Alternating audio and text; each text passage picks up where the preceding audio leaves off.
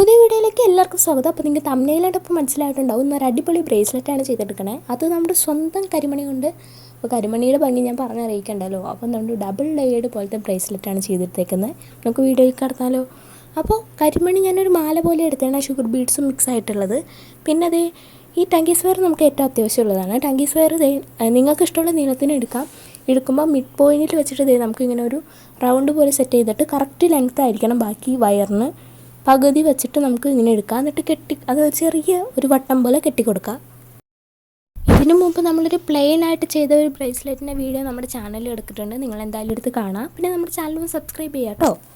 കെട്ടുമ്പോൾ 2-3 പ്രാവശ്യമെങ്കിലും കെട്ടിക്കൊടുക്കാൻ നല്ല സെക്യൂർ ആയിട്ട് കിട്ടും. പിന്നെ ഈ റിംഗ് ആട്ടോ യൂസ് ചെയ്യുന്നത്. ഇത് നമുക്ക് ചെയിൻ പോലെയൊക്കെ ആക്കാൻ പറ്റിയതാണ്. അപ്പോൾ ഇത് നമ്മൾ ആ ചെറിയ ഹോളിക്കോടെ ഇത് ഇട്ട് കൊടുത്ത് ടൈറ്റൻ ചെയ്യുകയാണ്. ആദ്യം ഒരെണ്ണോട്ട് ടൈറ്റൻ ചെയ്തിട്ടാണ് ബാക്കി 2 എണ്ണം കൂടി ഞാൻ ഇട്ട് കൊടുക്കുന്നത്. ഇത് നമുക്ക് കത്രികയും കൊണ്ടും ടൈറ്റൻ ചെയ്യാം, അല്ലെങ്കിൽ നമ്മുടെ കൈ കൊണ്ടോ കടിച്ചോ എങ്ങനെ വേണമെങ്കിലും ടൈറ്റൻ ചെയ്യാം കേട്ടോ. ഇതിപ്പോൾ ടൈറ്റൻ ചെയ്യാനായിട്ട് പ്ലെയർ കാര്യങ്ങളൊക്കെ ഉണ്ട്, പക്ഷേ എൻ്റെ കയ്യിലില്ല. അതുകൊണ്ട് നമുക്ക് അല്ലാണ്ട് ചെയ്തെടുക്കാവുന്നേ ഉള്ളൂ. ഇനി ഞാൻ പോലത്തെ കൊളുത്താണ് ഇട്ട് കൊടുക്കുന്നത്. നിങ്ങൾക്ക് വേണമെങ്കിൽ ലോക്ക് അങ്ങനത്തെ കൊളുത്തൊക്കെ വേണമെങ്കിൽ ഇട്ട് കൊടുക്കാം.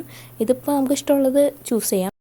ടങ്കി സ്ക്വയർ 2 ടൈപ്പ് ഉണ്ട്. ഒന്ന് അലാസ്റ്റിക് പോലെ വലിയുന്നത്. അപ്പോൾ ഞാനിപ്പോൾ നോർമലായിട്ടുള്ളതാണ് എടുത്തേക്കുന്നത്. അത് എങ്ങനെ എടുത്താലും നമുക്ക് കുഴപ്പമില്ല. ഇനിയിപ്പോൾ ഒരു എൻഡിക്കോടെ 2 കരിമണി മുത്തും അപ്പുറത്തെ എൻഡിക്കോടെയും 2 കരിമണി മുത്തും, ടോട്ടൽ 4 എണ്ണം നമ്മൾ ഇട്ട് കൊടുക്കുന്നുണ്ട്.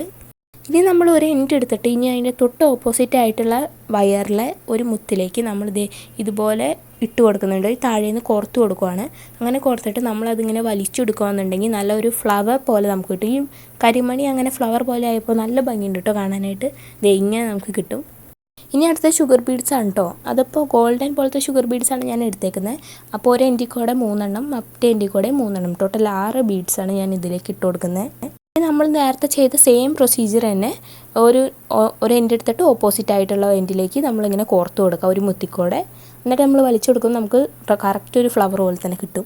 ഇനി ഇതിലും ഒരു മാറ്റമില്ല. ഇങ്ങനെ തന്നെ നമ്മൾ ഈ ബ്ലാക്ക്, അത് കഴിഞ്ഞ് ഷുഗർ ബീഡ്സ്, അങ്ങനെ രീതിക്ക് തന്നെ ഈ സെയിം പ്രൊസീജിയർ തന്നെയാണ് കേട്ടോ ചെയ്ത് കൊടുക്കുന്നത്. മുത്തുകൾക്കൊന്നും ഒരു വ്യത്യാസമില്ല. കറക്റ്റ് എണ്ണം അതുപോലെ തന്നെ ചെയ്തത് എങ്ങനെയാണോ അതുപോലെ തന്നെയാണ് ചെയ്ത് കൊടുത്തേക്കുന്നത് ഞാൻ. ഇപ്പോൾ നമുക്ക് വേണ്ടത്ര നമ്മൾ ചെയ്തു കൊടുക്കാം. നമ്മുടെ കൈയുടെ അളവ് നമുക്ക് ഏകദേശം അറിയാൻ പറ്റുമല്ലോ. ബാക്കിയൊക്കെ നമുക്ക് ഇനിയും ഈ റിങ്സ് ഇട്ട് സെക്യൂർ ചെയ്യുന്നേ ഉള്ളൂ. പിന്നെ ഇത് ചെയ്തെടുക്കുന്ന വിധം ഞാൻ പറയുമ്പോൾ നിങ്ങൾക്ക് മനസ്സിലാവുന്നില്ല എന്നുണ്ടെങ്കിൽ നിങ്ങൾ വീഡിയോ ഒന്ന് ശ്രദ്ധിച്ച് കാണാം കേട്ടോ. അപ്പോൾ നിങ്ങൾക്ക് എന്തായാലും മനസ്സിലാവും.